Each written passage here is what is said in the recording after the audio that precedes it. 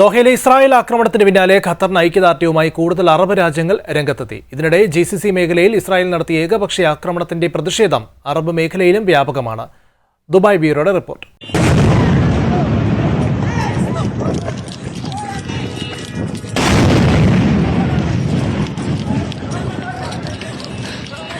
Qatar ആക്രമണത്തിൽ വിവിധ രാജ്യ തലവന്മാർ ദോഹയിലെത്തി ഖത്തറിന് പൂർണ്ണ പിന്തുണ നൽകി വരികയാണ്. GCC രാജ്യത്ത് ഇസ്രായേൽ നടത്തിയ ഈ ഏകപക്ഷീയ ആക്രമണത്തിന്റെ രോഷം അറബ് മേഖലയിലാകെ പടരുകയാണ്. ഇതിൽ ബെഞ്ചമിൻ നെതന്യാഹുവിനെതിരെയാണ് കൂടുതലായി അമർഷം പടരുന്നത്.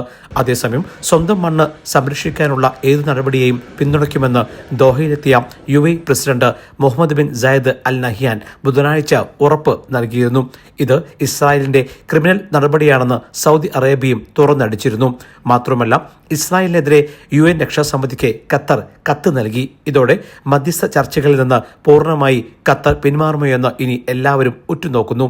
ഇതോടെ ഗാസ വിഷയത്തിൽ ഹമാസുമായുള്ള സമാധാന ചർച്ചകളുടെ അവസാന വാതിലും അടയുമെന്നാണ് കരുതുന്നത്. എന്നാൽ സ്വയം പ്രതിരോധത്തിനുള്ള അവകാശം ഖത്തറിനുണ്ടെന്ന് ഖത്തർ വിദേശകാര്യമന്ത്രി മുന്നറിയിപ്പ് നൽകിയത് ലോകരാജ്യങ്ങൾ ഗൗരവമായി കാണുന്നു. തിരിച്ചടിക്ക് സജ്ജനെന്ന ഖത്തർ പ്രധാനമന്ത്രിയുടെ പ്രതികരണത്തിന് പിന്നാലെ മിഡിൽ ഈസ്റ്റിൽ യുദ്ധഭീതിയുണ്ട്. എന്നാൽ സംഘർഷം രൂക്ഷമാകില്ലെന്നാണ് ഇന്ത്യക്കാർ ഉൾപ്പെടെയുള്ള വിദേശികളുടെയും സ്വദേശികളുടെയും പ്രതീക്ഷ. Elvis Chummar, Jaihind news, Dubai.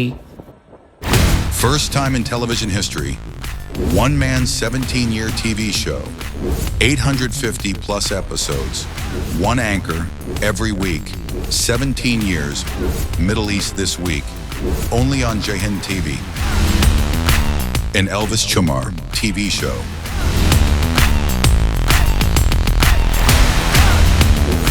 Middle East This Week. Middle East beyond the headlines.